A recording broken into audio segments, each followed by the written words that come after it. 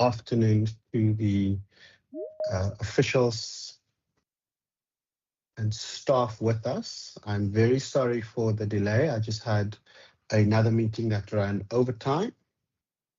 Are you all able to hear me, Ms. Hassan Musa? Okay, you audible? Yes, Chair. Thank you very much. A very warm welcome to all of you. I do hope you are all sitting in the comfort of a place slightly cooler than the WCPP building at the moment. And I want to welcome you all to the meeting of the Parliamentary Oversight Committee, where we will be engaging with the leadership of the Western Cape Provincial Parliament on vote to the Western Cape Provincial Parliament in the schedule to the Western Cape Adjustments Appropriation Bill 2025. My name is Gillian Bosman, and I'm the chairperson, and I'm going to ask that all the members of the Parliamentary Oversight Committee please introduce yourselves, starting with the Chief Whip of the Official Opposition. Thank you very much, Chairperson. Good day to yourself and everybody on the platform. My name is Ayanda Bans. Thank you.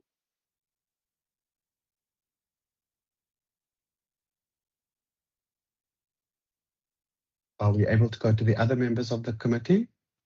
Good afternoon, Chairperson. Wendy Kaiser-Philander, member of the committee. Good afternoon, Good Chair. afternoon, Chair. Dave Bryant, member of the committee. Good afternoon, Chair and colleagues. Basil Pieter. Afternoon, everybody. Benedict van Minnen, member of the committee.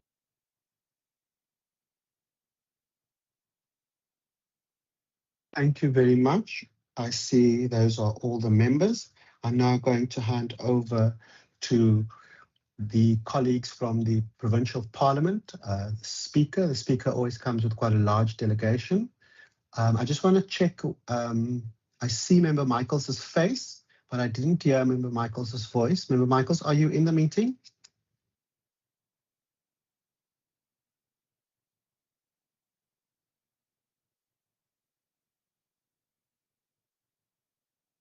I don't hear anything from Member Michaels. I'm then going to hand over to the Speaker of Parliament, the Honourable Dalen Mitchell. If you could please introduce yourselves, as well as allow your delegation an opportunity to introduce themselves.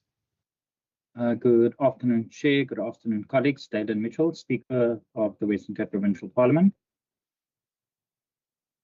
Good afternoon, Chairperson. Good afternoon, colleagues, all members. Regan Allen, Deputy Speaker. Good afternoon, Chairperson, Honourable Members, Speaker, Deputy Speaker, and colleagues. Rashida Beg, Secretary to the Western Cape Provincial Parliament. Good afternoon, Honourable Chair, Honourable Members of the Committee, Speaker, Deputy Speaker, Sunil for sheer public engagement. Good afternoon, Chairperson, colleagues, Speaker, Deputy Speaker, Secretary, Vernon Titus, Institutional Enablement. Good afternoon, Chair, Speaker and Deputy Speaker, and Honourable Members and colleagues. My name is Rubabalo Stemele, Director, Parliamentary Support Services. Thank you. Good afternoon, Chair, Speaker, Deputy Speaker, Nicole Peterson, Chief Financial Officer. Good afternoon, Chair, Honourable Members, Speaker, Deputy Speaker. I'm Margot Goldstone, Director for Strategy.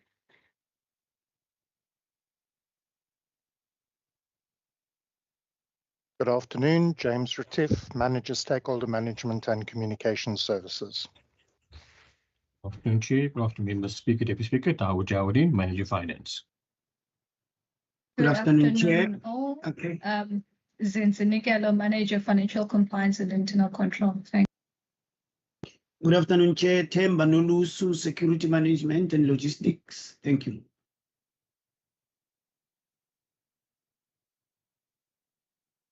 Good afternoon, everyone. Awesome. Manager Claims Response. Good afternoon, Chairperson Mario Sessman, Manager Committee Support. Thank you.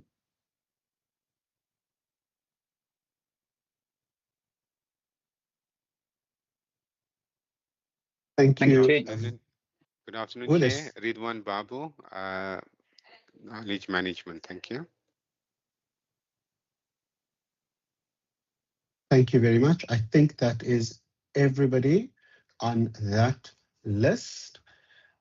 Colleagues, as I've indicated earlier, we are here for a deliberation on vote 2, the Western Cape Provincial Parliament. In the schedule to the Western Cape Adjustments Appropriation Bill, I'm going to hand over to the Executive Authority for the WCPP, Speaker Dalen Mitchell. And I'm going to ask Honourable Speaker if you have any introductory remarks.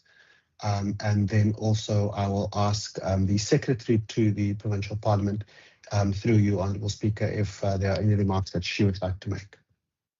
Perfect. Thank you very much. And once again, Chair, thank you very much to you and the members. Chair, Deputy Speaker, Honourable Members, I hereby wish to present the WCPP's adjustment budget for the 2025-2026 financial year. Please allow me to present the numbers as contained in the adjustment budget, after which the Secretary and the team will provide the detailed information, as well as we'll then be fielding questions by members if they have any. Honourable Chair, the WCPP's budget has increased by 5.084 million from 211.803 million, excluding direct charges, leaving the WCPP with an adjustment appropriation of 216,887 million. Chair, an amount of 3.97 million in respect of the underspending on voted funds, and an amount of 1.112 million in respect of overcollected own revenue that will be rolled over from the 2024-2025 financial year into the 2025-2026 financial year. To alleviate funding pressures, WCPP has revoted other underspending from 2024 to 2024-2025 financial year to the 2026-2027 and 27-28 financial years to partially cover additional funding needs. Chair, the rollover for the 2024-2025 financial year was mainly allocated as follows. Under Programme 4, Member Support, and an amount of 3.972 million, 1.563479 was rolled over, Chair, from the 2024-2025 financial year for an amount owed on constituency allowances from the previous financial year, and 2.408521 million rolled over from the 2024-2025 financial year to cover the increase in the allowances as per the amended Members Facility Guide. Then, Chair, under revenue retention for the 2024-2025 financial year, an amount of 1.112 million, broken up as follows. Under Programme 1, Governance, Leadership and Administration, 207,109 Rand that has been retained from overcollected revenue in the 2024-2025 financial year to cover for a leave gratuity payout. And again, under Programme 4, Member Support, an amount of 904,891 that has been retained to cover the increase in the allowances as per the amended Members Facility Guide. Chairperson, that in the main is the adjusted budget for the WCPP. And as I conclude, I wish to thank the members, the Deputy Speaker and the Secretary and the team for all their support and commitment during this financial year, or difficult year. And Chair, I will now hand over to the Secretary and the team, and we will do a detailed presentation to the committee through you, if that's in order. Thank you. Thank you very much, Honourable Speaker. I will just to go back, I omitted to check with Ms. Hassan Mosa if there are any apologies. I don't see any from the members. But Ms. Hassan Mosa, did you receive any apologies? Chair, none was received. Perfect. Thank you very much. Madam Secretary, we'll hand over to you for opening remarks, and then you can go directly into the presentation as well. Thank you very much, Chairperson. Speaker has largely covered us in terms of the adjustments budget. We're talking about 5.084 million, and the colleagues have prepared a presentation just to provide an explanation for this adjustment. If I can hand over to Mr. Jawadin, as well as Ms. Goldstone. Our request is that we link the money to the actual strategic intent of the institution. So we have two colleagues that will be presenting. Thank you, Chairperson. Thank you, Chair, if I may.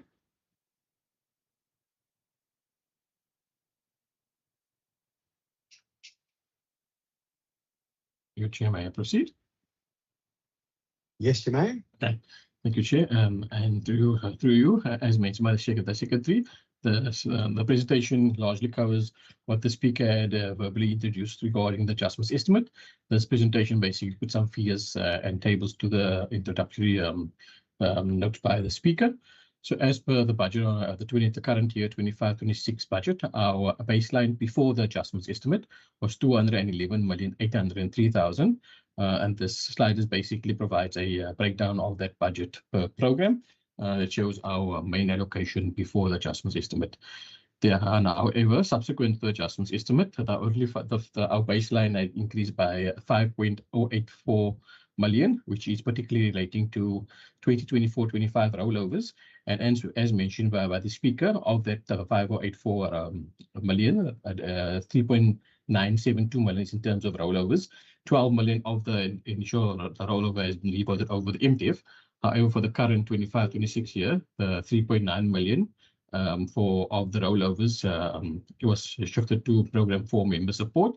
And that was in terms of 1.5 million of that was to cover for an amount owed in terms of constituency allowance from the previous financial year. And 2.4 million of the 3.9 million was rolled over from the previous financial year to cover the increase in allowances in terms of the amended members facilities guide. Then with regards to the revenue retention, which is funds that we retain from revenue sources, we had a revenue retention of 1.1 million, or 1,112,000 from the 24-25, and that was rolled over into the current financial year. How that was split was 207 of that was utilized to cover for the former secretary's leave payout upon exit. So 207,000 of that 1.1 million was utilized in terms of that and rolled over from the previous financial year. And the remainder of the 1.1 million, which is a 904,891,000, was then utilized to cover the remainder of the increase in terms of the enabling allowances as per the amended members facilities guide. This table is as per the table in the Blue Book, which basically provides what I've mentioned in a tabular format. So the main appropriation total was 211,803,000. We then had the 3.9 million rollovers and the 1.1 million in other adjustments, which is the revenue retention, which then shows the baseline of 211 million increased by 5.084 million, which is funding from the 24-25 rollover. That then brought our adjusted appropriation for 25-26 to 216,887,000. This table just basically provides a summary as to what I mentioned in the previous table, but in economic classification format, which is also in the Blue Book, and just basically provides the summary of the different shifts per detail in terms of the different classifications in terms of economic classification.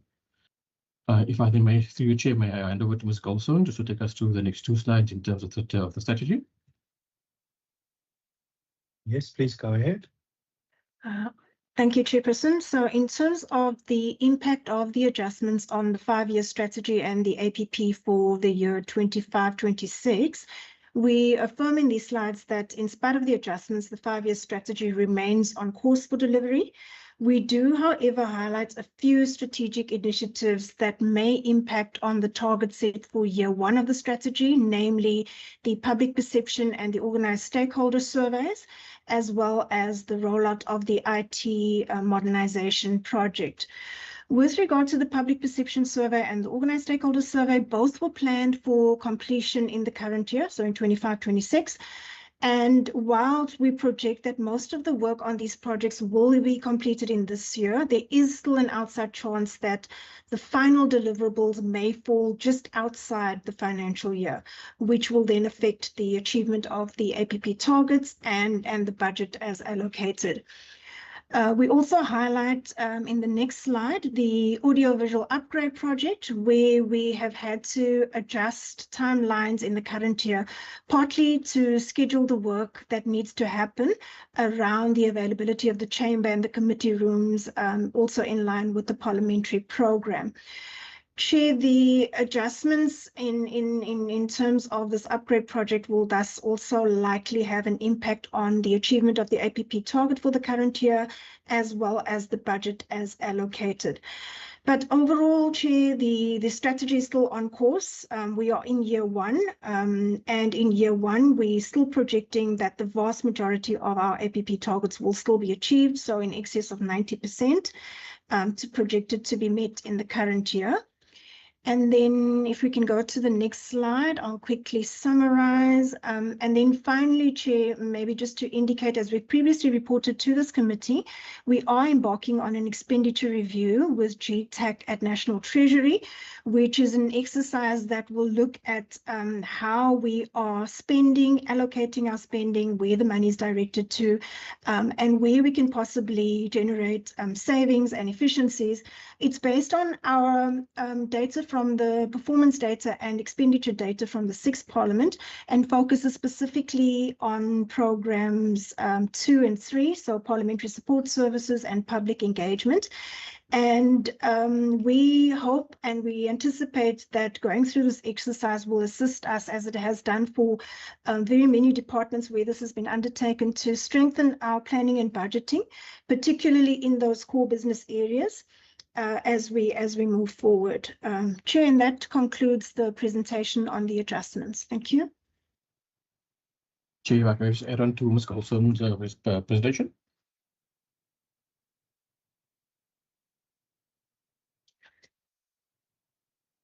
Mr. Javadin, I'm not sure if you heard me, but I said yes, you may. So sure. I might not have unmuted myself quickly enough. No problem. Thank you, Chair. Just to add on what Ms. Goldstone added, just with regards to the expenditure or spending review that we are embarking, the process we have followed, as mentioned by Ms. Goldstone, is primarily on the core business of Parliament, which is parliamentary support services and public engagement. But just with regards to the spending review, the methodology particularly followed by GTAC, which is a division of National Parliament, is to assess the efficiency and effectiveness of expenditure within the two programs using their methodology, as well as comparing our practices with national and international subnational legislatures, and also then to map the alignment between the budget allocations of the different and delivery of WCPP's constitutional mandate, particularly with regards to lawmaking, oversight, and public participation.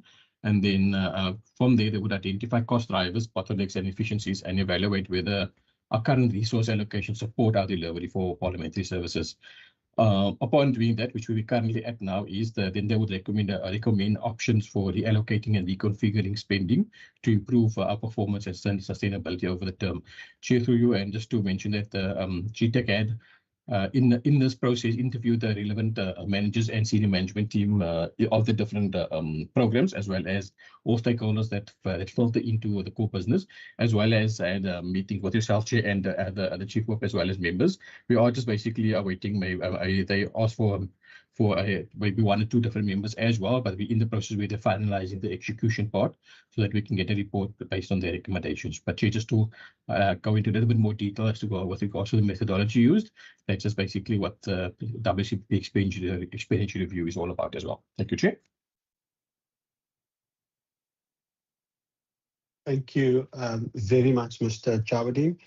Members, you've now been given a summarized trade version of the vote 2 information, which can be found on page 19 of the Blue Book.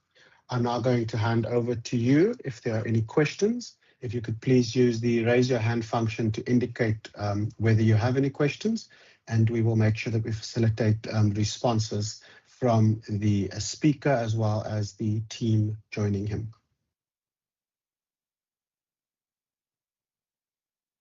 Member Petrus, I see your hand.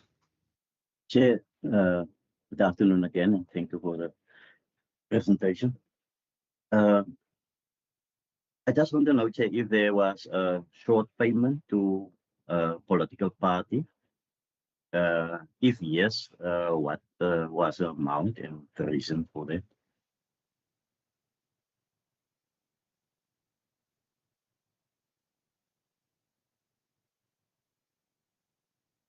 Sorry, thank you, Honourable Petrus. Honourable Barnes, I see your hand. Thank you, Chairperson, and good afternoon again, Chair. Chair, I'm having a number of questions, so I can just proceed with my questions, or can I take them step by step? I'm not sure I understand. You said you have questions or you'd like us to take us through something step by step? No. I'm saying, Chair, that I'm having a number of questions here. Would you want me to ask all the questions, or are we doing it as per page? No, you can quantify that number. So please go ahead and ask all your questions. It's an adjustment budget, so it's not an extensive list of pages that we have to go through. So you can ask all those questions now. Okay, Chair, I have about 7 questions. Chair, then let me start with my first question. My first question is on page 20. Under current payments of compensation of employees. Chair, one notices a reduction of 3 million from the compensation of employees.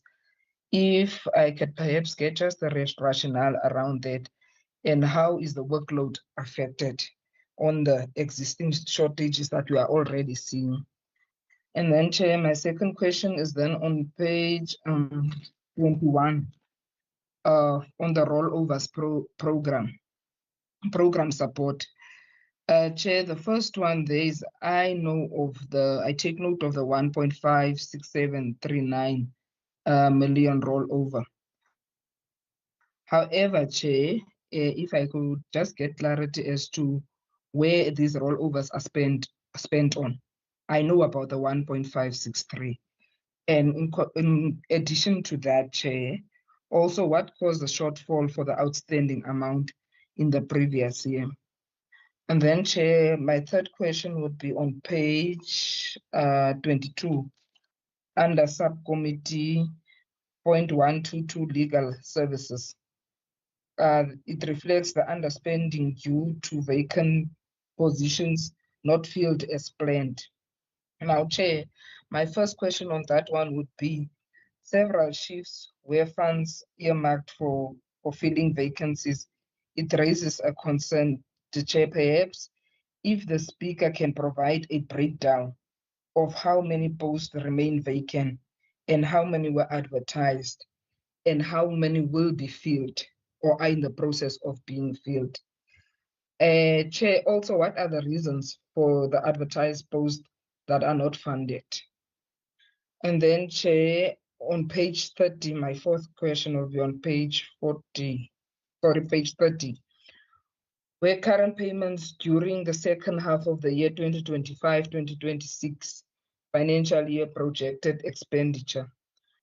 Noting the plans, Chair, to full vacancies organizational design study, the OD, how many vacancies will be filled and by when will that be done, Chair? Regarding the organizational design, Chair, also, is it a continuation of the previous enhancement study or is it a new study, OD study? If it's new, how does it differ?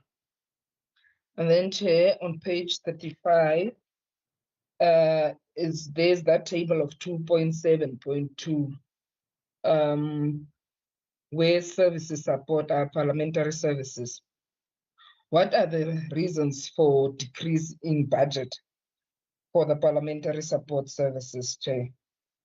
And then, Chair, my last question then will be on page 37, table 27.4 on member support, Chair, under enabling allowance, Chair.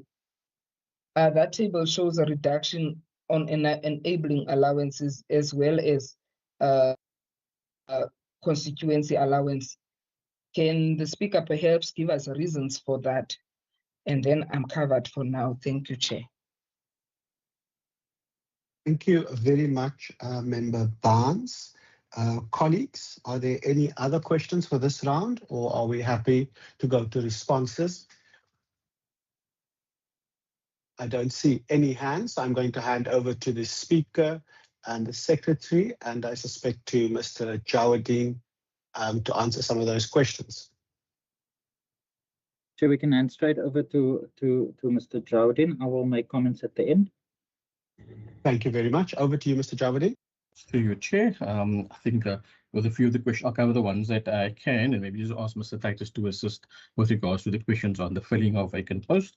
I think the first question was with regards to the short payment for the constituency allowance. Yes, there was a short payment of constituency allowance of the based on the 24-25 allowance to one particular political party as identified by the AG.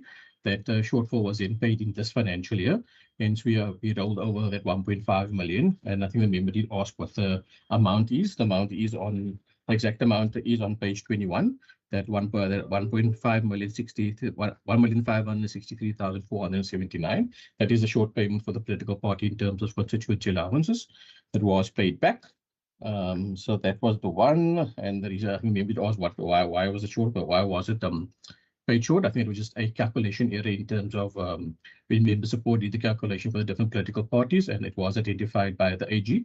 And once it was identified, that payment was the financial statements was corrected, as well as the short payment was paid to the political party in this current financial year. Yes, thank you, Chair. And I think the second question was with regards to the reduction. Okay, that's I'll pass on to Titus regarding the workload and the vacancy, but if I can maybe touch on the rest of the figures questions. The next question was with regards to what was the rollover used for. So the actual full amount of the rollover that is coming into the budget is the 5.084 million. That is all for rollovers, and what that 5.084 million was used for is the 1.5 million is for the short payment constituency allowance. There's a 200,000 it mentioned as well regarding the former secretary's pension payout, and then the remainder of the 5.084 million is to supplement the or to cover for the increase enabling allowances in members enabling allowances, because of the fact there was an amendment to the members facilities guide for which funding was required, particularly with regards to that. And then, Chair, I think with regards to let's do the next question. I think the next question was on page 30. Okay, so organizational design part. If I can answer Titus, we can answer that regarding when the post will be filled and the OD versus the function enhancement project. There was one other question regarding the reduction of the constituency allowance. So in terms of the political party support, the reason for the reduction in constituency allowance, because when we do a draft of budget at the beginning of the year, it's based on inflationary increase of both secretarial and constituency allowances. We then, during the financial year, when we get the budget for constituency allowance from National Parliament, we then adjust our budget for constituency allowance to be in line with National Parliament. So National Parliament's amount for constituency allowance was more than what we budgeted for. So therefore, we brought our budget in line with that, which obviously meant, as I said, it was a saving in terms of our budget, and hence that amount of 1.048 million was then shifted from constituency allowance, as that was the amount that was budgeted over and above what National Parliament was actually budgeted. So I think that covers the figures part. If I may then hand over to Mr. Titus regarding the filling of the vacant post, when they will be filled, and also regarding the OD study versus the function enhancement and OD study relationship. Thank you. Thank you very much, Chair, if I may. Chairperson, and through you, the organizational design study, or the OD study that we are undertaking, is a new study. The member asked whether this is a new study or whether this is different from the functional enhancement. Members would know that that the functional enhancement implementation started in 2019. Since 2019, the WCPP, like many other organizations, have adopted quite significant changes in our operating model. One such change has been the hybrid implementation of service delivery. With the hybrid implementation and significant increase in our digital approach to how we work, there has been a need for us to relook at whether whatever we have as an organizational structure, whether that is appropriate. We've heard members also provide input in terms of delivery of service to members and to members in the House and on oversight visits. And and employees, as well as senior management and rest of management, speaking about the bottlenecks of service and particular aspects within our organizational structure that may be incongruent and that may not necessarily be appropriate any longer. So part of the organizational study, design study, or the OD study that we want to do is to assess to what extent the organizational structure that we have currently is appropriate for the organizational strategy that we have set up. We've got our 5-year strategy approved, and alignment between the organizational structure and the strategy is something that we are acutely aware of. We need to be setting ourselves up for success, and part of what we are looking at is to what extent there's coherence in our organizational structure that will assist with this future fit Western Cape Provincial Parliament. So that is the aim of the OD study. We are in process with the procurement still to look at implementing and conducting the study within the 4th quarter. That is the aim for the OD study. It will look at the appropriateness of the number of staff. So we're looking at capacity to deliver the work, and we will also be looking at the complexity of the various roles and the introduction possibly of other roles that we may not have considered in the 2018 functional enhancement study. So that is about the study itself. Member Barnes asked also around the vacancies and what the impact of these vacancies, what that impact has on other personnel in the organization. In the spaces where I'm going to go through some of the positions that have been filled, in the people management space, for instance, there was a vacant senior officer position that was filled by someone internally in the organization, and that resulted, obviously because it was an internal appointment, that the post that the individual incumbent was in would have become also vacant. That post has since been filled, the officer position. I think that position was filled from October. In the as we all know, the position of the secretary was filled in July of this year. That has been vacant from the 1st of April until the end of June. That has been filled from the 1st of July. In the SIO, Strategy and Institutional Oversight, there was an appointment made on the 1st of August, an officer position. In that regard, there was also an internal appointment from officer to senior officer, which does not affect the vacancy rate, because while one post is filled internally, another post becomes vacant. We've now since filled that position on the 1st of August. In FCIC, there was a resignation there in the FCIC space. A new colleague joined the organization on the 1st of September of 2025. In the PEO space, there was a vacancy there as officer in the PEO space. On the 1st of August, a new PEO officer was appointed and assumed duty on the 1st of August. Then members would also remember that there was a vacancy in the plenary support space that went on for a very, very long time. We followed 3 different recruitment processes, and eventually, after that, all of those processes were exhausted. We had gone for a headhunting process. We have since made an appointment on the 1st of September 2025, an internal appointment creating a vacancy in one of the other units in the organization, also not affecting the vacancy rate then therefore. Chairperson, we have previously also spoken to the committee of 2 vacancies in the IT space.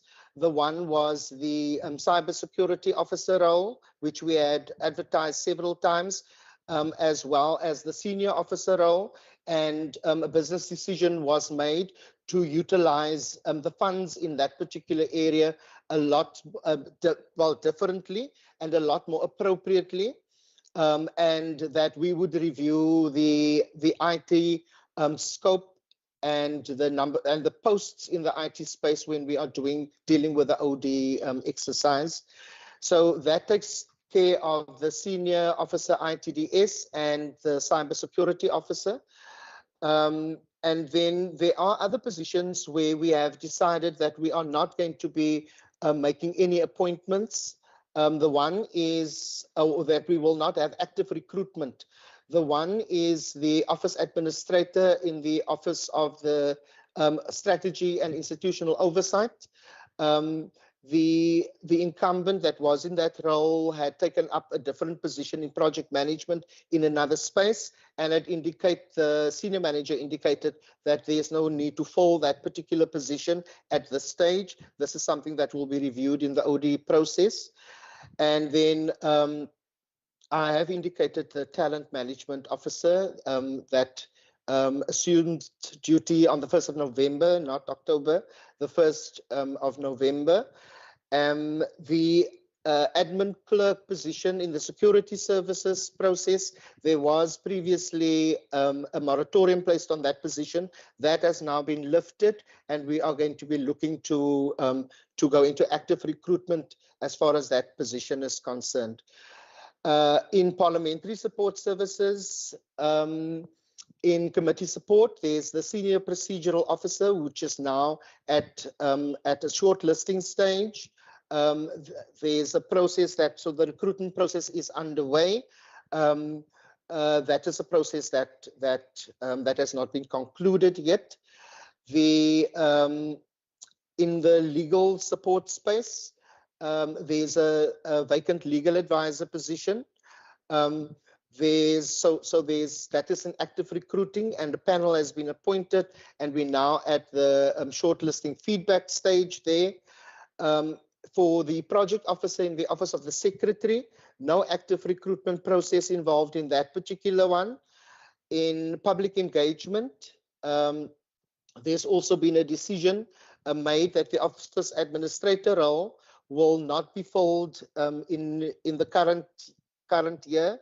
We do have a process where we are part funding that role as part of the funding for the media liaison officer. So we don't have an active recruitment process in that space. And then the last vacancy is the vacancy of the manager, public education, public engagement. That role became vacant at the end of November, and we are in the process of finalizing processes for recruitment in that particular space. That is all around the roles, the vacancies and the roles itself. Perhaps I must also say, Chairperson, that not all posts are easy to fill. The work of the WCPP is very specialized in some particular areas. I'm thinking specifically of the PSS space, where we have very specific kind of skill sets that are required. That is one of the reasons why we have been struggling to fill the manager position. Similarly, we would have similar kind of struggles may have struggles like that in the engagement space as well. But that is all from my side at this stage. I think I've covered all of the areas at this point. Thank you, Chair. Thank you very much. The speaker indicated that he would respond afterwards, but I just wanted to ask just a question of clarity, Mr. Titus. What is the abbreviation FCFE, I think I heard? FCIC, Financial Compliance and Internal Control. Are you referring to that acronym, Chair? Thank you. Yes, please. I did not understand what that meant, because I've been in Division of Revenue meetings, and I thought it was the Finance and Fiscal Commission that you were referring to. I thought you might have appropriated another agency from the National Parliament, but I'll hand over to the speaker. Thank you very much, Chair. No, I am covered. I wanted to make a comment about the OD design, but I think Mr. Titus covered me, so I'm covered. Thank you. Thank you very much. Member Petrus and Member Barnes, were your questions answered sufficiently, or do you have any follow-ups or questions of clarity?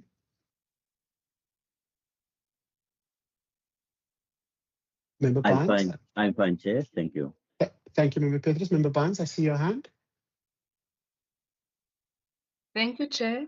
As I'm raising my hand, I think perhaps I should take it to resolutions. However, if management and speaker can answer on this one would want to have maybe a breakdown of how many funded posts are now already filled, so one can make a comparison. I take note of the explanation given and accept it in that faith. But also, Chair, I think perhaps a follow-up would also be, as I was listening to Mr. Titus, I think on two specific posts, he said on the first one, the one is not active recruitment and there's no need to fill the position. And on the second one, I think it has to do with public administration. I just missed it, but also that vacancy has not been filled, but planned for the next year, based on the advice of the manager of that specific department. Now, Chair, I think also that at some point, management should also take us into confidence. I'm of the view, Chair, that says when there's a vacancy and someone leaves, it doesn't mean the work doesn't stop. No matter if you got promoted, the work will still be there.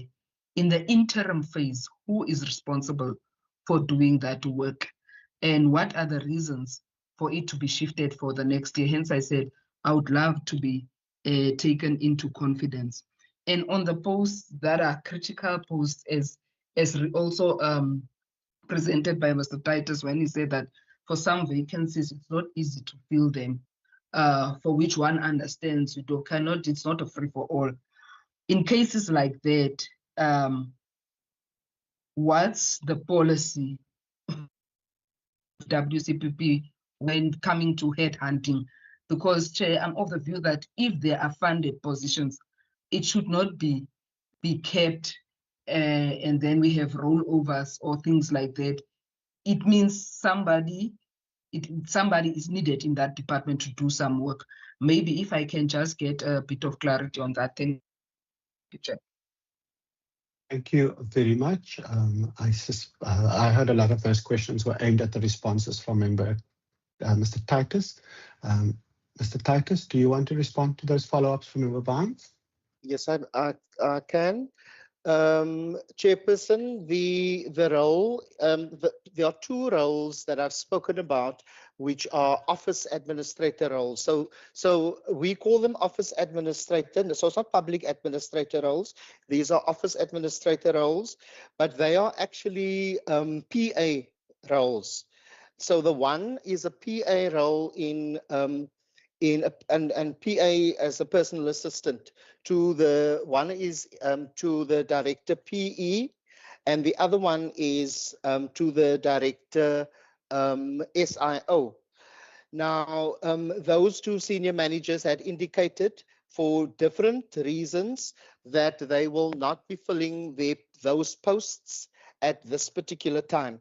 In the office of the director SIO, the team is extremely small. I think that director has only 4 staff members, and had indicated that the nature of the administrative support that is being generated in that unit, because it is a strategic unit, does not at this stage justify the level of work that may be required in other units. So the director is comfortable to leave that post for further evaluation in the OD process. So that is that one.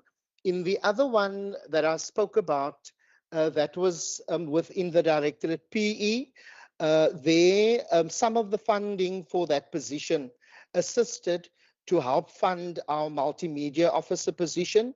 As members would understand, that position is a highly specialized position, and our organizational structure as in 2019 does not make provision for such a specialized post, but the need had overtaken the structure, and in that regard, that post was then used as part of the funding for that other position.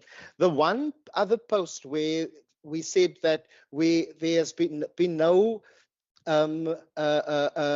active recruitment is the project officer position in the office of the secretary. That post was never formally filled since 2019. We had at some point accessed some of the funds for key projects that we had rolled out.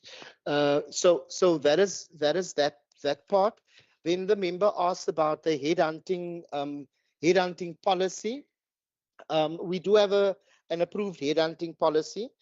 Part of how the process works is that we follow an open process for recruitment, which means that we advertise all our positions publicly, and then premised on our responses and our response handling, we then have a shortlist premised on that. In certain instances, in the instance of one of the positions that took very long to fill, so one of the key positions, as I've mentioned earlier on, our recruitment process did not yield the necessary skill sets and expertise and experience from external individuals, and so therefore that process on 2 occasions had to be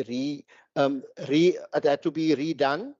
And eventually we get permission we applied for the headhunting process as per the policy, and approval as per our delegations was received from the Speaker for a headhunting policy, a headhunting approach to that process that has since yielded an appointment in the plenary space. So that is my response to that, Chair. I hope that is sufficient. Thank you very much. If it is not sufficient, Member Barnes will raise her hand and indicate to me that she requires a more detailed explanation. If I could just ask a follow-up, Mr. Titus, in our previous engagement, we spoke about the WCPP not having a promotion policy. So we've got a headhunting policy, but we don't have an internal promotion policy. Is my understanding correct? Yes, your understanding is correct, Chair. We don't have a promotions policy. I think these are still remnants from the public service, which also does not have a promotions policy. There's a recruitment and an appointment policy. And part of our most recent discussions, Chair, has been to look at what succession planning looks like and to what extent we can begin to speak of talent pipeline development and policy change. But we're not at that stage yet, Chair. Thank you very much. I understand that. Maybe this is the next question that I have is both for Mr. Jawadin as well as for the Director of Parliamentary Support Services. Just in terms of the impact on the Veriment on core services from Program 2 to Program 3, if my reading is correct, there's a shift of just over 1.1 million out of Program 2, Parliamentary Support Services, into Program 3, Public Engagement. What specific support functions within Program 2 are being curtailed or not supported with this Veriment? And what is the contingency plan in place to make sure that core services like Program 2 continues to be functional? And then also, if we could maybe be taken into confidence on the rationale for the unbudgeted sort of IT projects. I see funds were shifted within Program 1 to cover items such as the website transformation, artificial intelligence, project management services, and the cybersecurity consulting officer posts. Sort of why were those critical projects related to digital services and cybersecurity not provisioned for in the main appropriation earlier in the year? And have we sufficiently identified whether there are any strategic risks that would have been realized if that funding adjustment was not made? I see it's made now, but what would have happened in terms of the scenario planning? And then also in terms of the sort of staffing deficiencies, it seems sort of that the expectation is that the organizational design study is going to address a lot of the sort of long-standing staffing issues. And I know that the speaker and the secretary have been working very hard on the culture journey. But what are we doing to ensure that the planning for the organizational design study takes into consideration sort of a holistic approach to organizational development that specifically takes into consideration the core services and core mandate of the WCPP?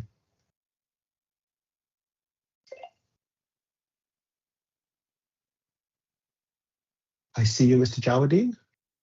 Good, Chair. Just with regards to the first two questions, and particularly with regards to the shift of funds from Program 2 to Program 3, the main reason for that particular shift is identified savings or underspending within Program 2, particularly with regards to my manager's projections, but also particularly with regards to, if I can look at the specifics in Program 2, funds were shifted from plenary because of the fact there was quite a bit of underspend or savings in terms of the vacant post for the plenary manager position. So the savings in terms of that vacant post was then utilized for projects and unfunded funding needs in Program 3, as well as hands-on services. There was also projected underspend there, particularly with regards to the spend in hands-on for the settings, particularly with regards to that. So funds were shifted from there, particularly to cover for other expenditure in Program 3 and other spending needs. Then with regards to standing committees, some funds was also shifted there because there was a projected underspending there. However, with regards to standing committees, in the outer years, there was identified rollovers from the previous years that will be coming into standing committees budget next year in the outer years. But that funding was then decided to split that underspend in terms of not just standing committees, but also committee support, as well as logistics and on public education outreach, basically, because that's where the funds is utilized for lawmaking, etc. So that fund was utilized to cover lawmaking on its whole, and we identified savings, particularly with regards to vacancies and manager projections internally to shift funds now ready before us showing an underspend in that particular sub-programs at the end of the financial year. Then with regards to the shifting of it in terms of IT, or providing funding for IT projects in this financial year, those projects that we are making provision for, the reason why they were not budgeted for at the beginning is those are new projects that was identified this financial year, and funding was made provision for it. We actually, for quite a few of those projects, are still currently underway, and we're hoping to still finalize that at the end of this financial year. I know Kobe's still on leave, so I'm not sure Ms. Titus, if you still have some feedback with regards to those projects in terms of the website, the AI in terms of the IT performance things, as well as the chamber upgrade. And then I think the last question was regarding the staffing deficiencies. I'm not sure Ms. Titus, if yourself, Carolyn, can answer that. But yeah, I think I covered the figures part of the questions. Thank you, Mr. Jawadeen. Mr. Titus? Chair, thank you. Perhaps just to start by saying, Chairperson, I think we have communicated with the POC regarding our plan for why we're not filling those two positions in the ICT space. Now, the funds that we have, let me call it savings in air quotes, that we have garnered from those two vacancies, is really to look at what is the actual current business need and the requirement, and how do we optimize the funding that we have, because our organizational structure may not necessarily provide the impetus for us to provide the actual core skill sets that we need. Currently, we've got a very generalist ICT team. One of the areas where we don't have specialized skills is in detailed project management. So we've provided a submission to the to our accounting officer to see to what extent we can use our savings or the funds to do the following. The one is to appoint a business analyst to assist with various particular projects with business analyst work. The other is to look at an actual project, project manager who can deal with the project office work within the IT space. And here we're specifically referring to the entire project life cycle. And within the context of the ICT strategy for this year going forward over the next few years, we are still focusing, as we've done in the previous years, Chair, on people, on processes, and on technology, with specific emphasis this time around on in the next 5 years on the people aspect. In this regard, we've now looked at one of the shortcomings that we're not able to assist the line with, and this is a responsive training, responsiveness as far as training is concerned by end users, both members as well as staff and teams. So part of the rationale here is to appoint 3 interns, and we're talking graduate interns here, whose work it will be only to provide online training or in-person training as far as our platforms are concerned, so that members, staff, and our teams are able to use our current platforms optimally. So that has been the thinking around that.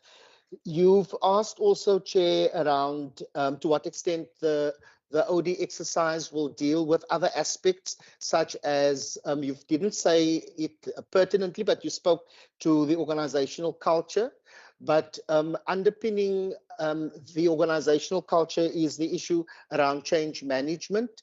The secretary and the senior management and the extended management team see this as a very important facet of the work that needs to run in tandem with the organizational structure.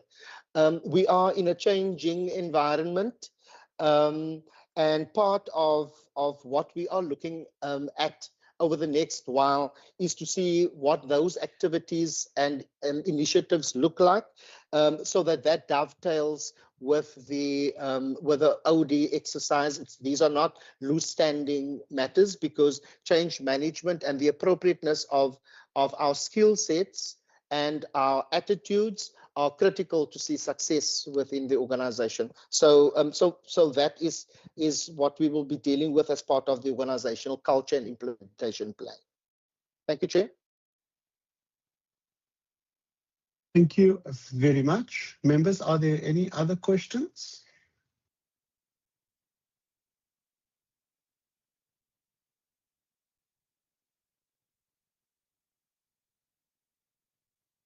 I don't see any hands from any members for any final questions.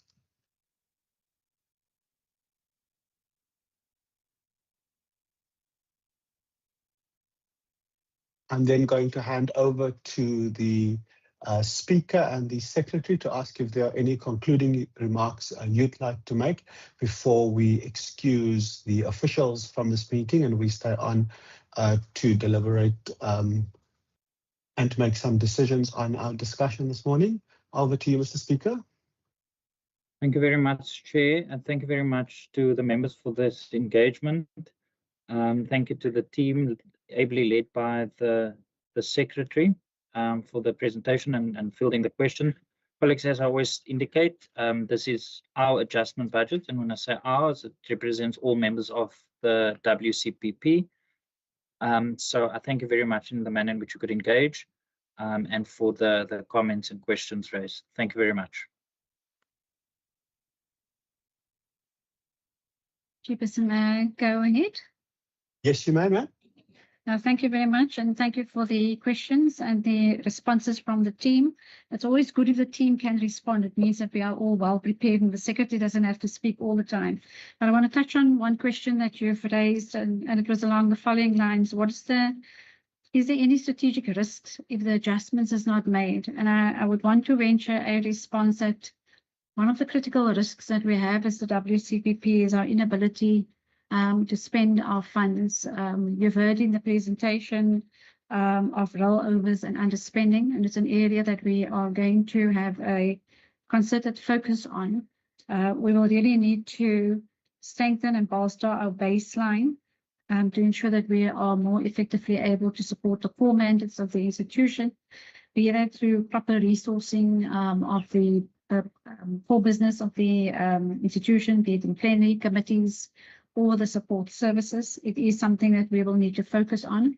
And we're looking forward to the results of the GTAC study. And we've shared that information today because it's largely aimed at looking how we can improve our expenditure, how we can better plan to support the lawmaking, oversight, public participation functions of the institution.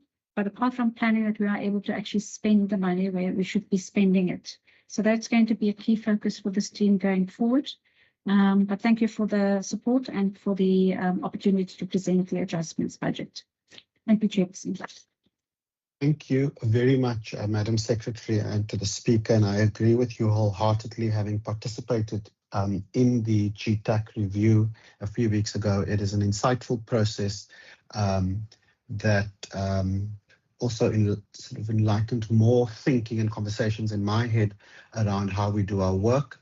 And I think I'm looking forward to the planning session with members as well around what members are planning to do, because a significant amount of the underspend, if you read the budget, is also in committee services as well. And I hope that the Director Parliamentary Support Services will, when that workshop is planned, sort of encourage members and especially chairpersons to plan accurate business plans that enables the WCPP and specifically committee services to be able to cost that, so that the planning can be done from that level as well, so that we are able to forecast properly. So I'm very grateful. So thank you very much to the entire very competent and capable team from the WCPP for joining us this afternoon, led by the Speaker and the Secretary. We hope you all have a wonderful Monday afternoon, and we will see you all throughout the week. You are excused for now. Members and Ms. Hassan Musa, please stay put so that we can get to the second part of our meeting. Thank you, Chairperson. Thank you, Chair. Thank you, Chair. Bye. Thank you, Chair. Bye, everyone.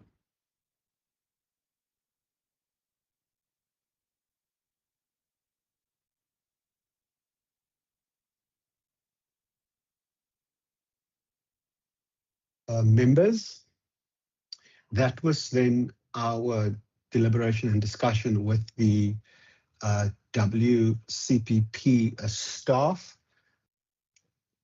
led by the Speaker and the Secretary. We're now going to get to the section on recommendations.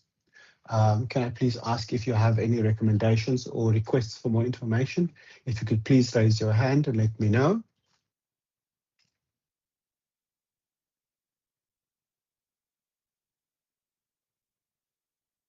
Honorable Barnes, I see your hand. Thank you, Chair. I just want to check whether mine was recorded at the time I was asking. The one that I was asking on where was it again? A breakdown for the funded post, how many were filled and how many are out on advertisement for the specific years. So your recommendation would then be, if I hear you correctly, and if I heard correctly earlier, you're asking for the WCPP to share with us in writing the amount of vacant posts currently, and also which posts were filled in the current financial year.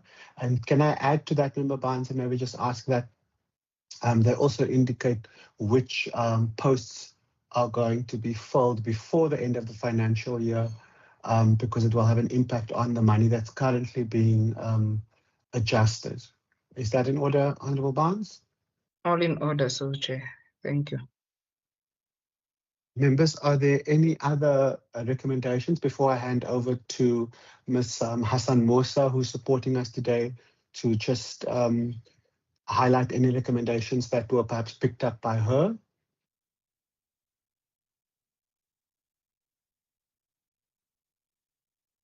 I see no other hands. Ms. Hassan Mosa? Hi, Chair. Sorry. Member Barnes has covered that on the funded positions and not filled, also the number of vacancies filled in the financial year, and advertised a reflection of that too. Also, if there are vacancies advertised, that should also be reflected in that recommendation. So it's covered. Thank you. Thank you very much. Colleagues, I'm going to give another round and ask if there's any other recommendations or requests for clarity or more information.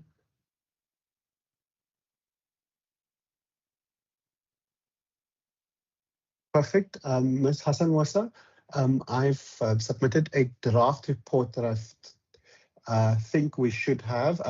Just to let the members also know, Ms. Hassan Mosa is supporting us today because our regular procedural officer, Ms. Kamish Ahmad, has taken a pilgrimage journey, and we wish her well as she is being spiritually renewed, and we all look forward to recess so that we can all engage in some renewal as well. So thank you, Ms. Hassan Mosa, for stepping in and supporting us. If you could flight the draft committee report for us, please. So Sure, colleagues, Chair. Just let me know if thank it's you. visible. Thank you very much. It's visible. I can see it. And it reads the draft committee report of the Parliamentary Oversight Committee on Vote 2, Provincial Parliament in the schedule to the Western Cape Adjustment Appropriation Bill B5 of 2025, dated 8 December 2025 as follows. The Parliamentary Oversight Committee, having considered the subject of Vote 2, Provincial Parliament in the schedule to the Western Cape Adjustments Appropriation Bill B5 of 2025, referred to the committee in accordance with Standing Rule 188, reports that it supports or does not support the vote. Members, may I have an indication of whether we support?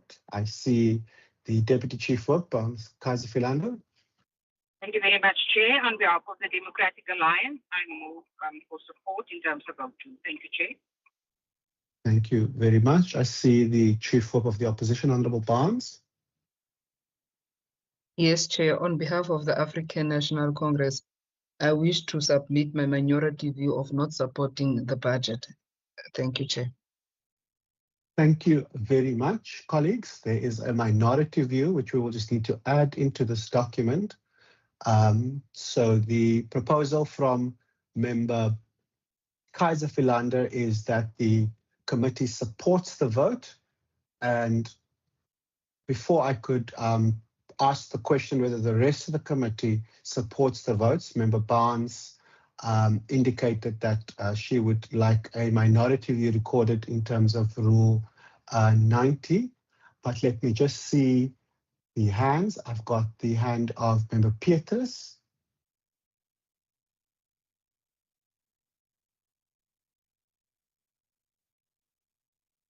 On behalf of the Patriotic Alliance, Chair, we support the vote. Thank you very much, Member Petrus. So the minutes should reflect that Member Kaiser Philander proposed that the committee, in accordance with Standing Rule 188, reports that it supports the vote, and that was seconded by Member Petrus, and that Member Barnes from the African National Congress as the minority has raised a minority view in terms of Rule 90 not to support. And then I see the hand of Honourable van Minnen. I was just going to second Member Kaiser Philander, but it's already been done. Thanks.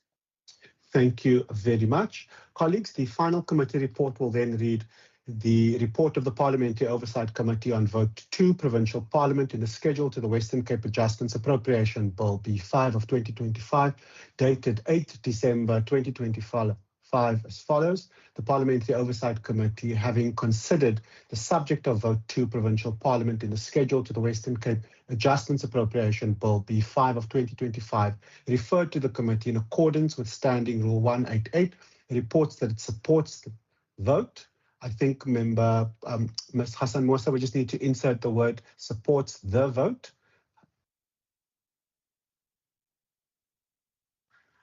And in accordance with Standing Rule 90, the African National Congress expressed its minority view not to support the vote, and that was duly proposed by the Honourable Kaiser Philander and seconded by the Honourable Basil Pietrus. Colleagues, that report is then duly adopted, and as soon as it is printed, I will sign it. Or I'm sure Ms. Hassan Musa will send me a PDF to digitally sign, and we will make sure that that is submitted to plenary services, or to the budget committee, sorry, for it to be included in their report. The next document on our agenda for adoption will be the consideration and adoption of the draft committee annual report of the Western Cape Provincial Parliament for the year that ended 31 March. This is the report on our deliberations on the annual report that we had a few weeks ago on the 29th of October. The first page deals with the introduction, financial management, the key issues under section 4, which were quite detailed.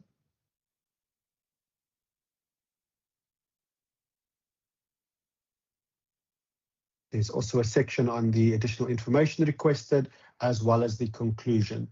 Members, may I indicate if there is, may I please see an indication if we support this report, and can I have a proposer and a seconder for the adoption of this report?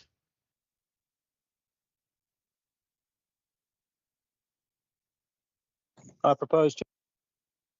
Thank you very much. The report is proposed for adoption by Honourable David Bryant, and I see Honourable Van Minnen. Second. Thank you very much. Seconded. The report is then duly adopted. The next document for our consideration is the consideration and adoption of the draft committee meeting minutes of that meeting of the 29th of October. The first page on your screen deals with attendance, so please, if you could check whether your name accurately reflects whether you attended or whether you submitted an apology. The second page deals with the more attendance, because Parliament has quite a large delegation, and we also had members of the public visiting us from Laingsburg and Maritzburg. The meat of the report deals with basically what was in the report that we just adopted, deals with the resolutions and outcomes. And that meeting adjourned at 11:40. I see the Honourable Benedicta van Minnen. Ma'am, would you like to propose that we adopt this draft minutes? I would indeed like to propose. Thank you. Thank you very much. May we have a seconder for the proposal by Honourable van Minnen?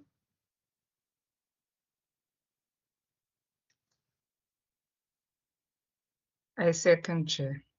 Thank you very much, Honourable Barnes. The report is then duly adopted as proposed by Honourable van Minnen and seconded by Honourable Barnes. The next document on our screens is the consideration and adoption of the draft committee quarterly report for the quarter starting in July, ending in September. The first page deals with the committee membership, as well as the alternate members. Second page deals with our mandate, as well as the institution that reports to us.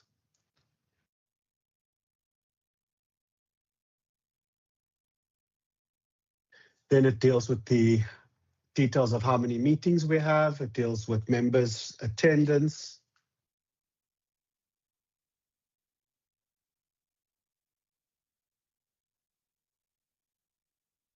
And then if we could just pause there, you can see we have a small budget and we spend very little money because our work is largely internal, but that's just where we are with this report.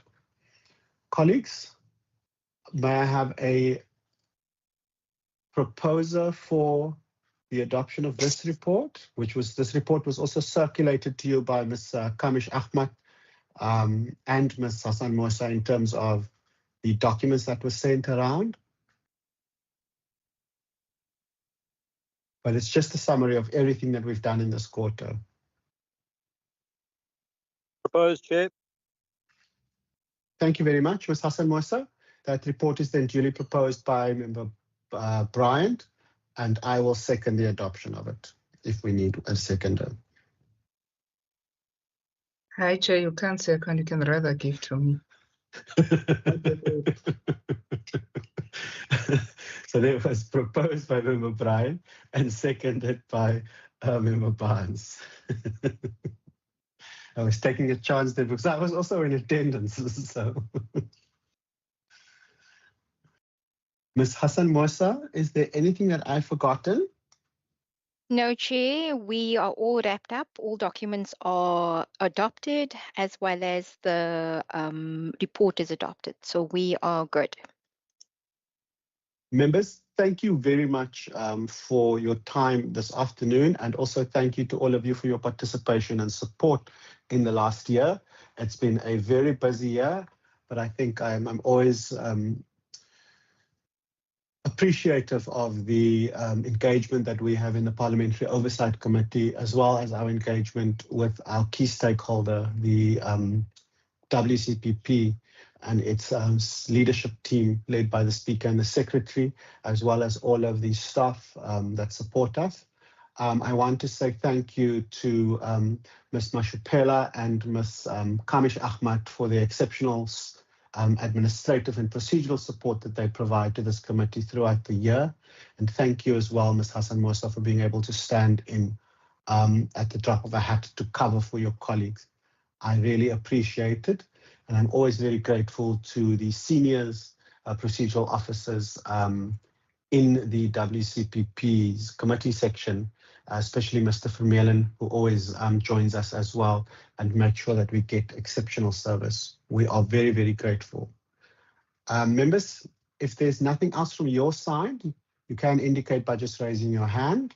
I'd be happy for us to conclude and adjourn the meeting.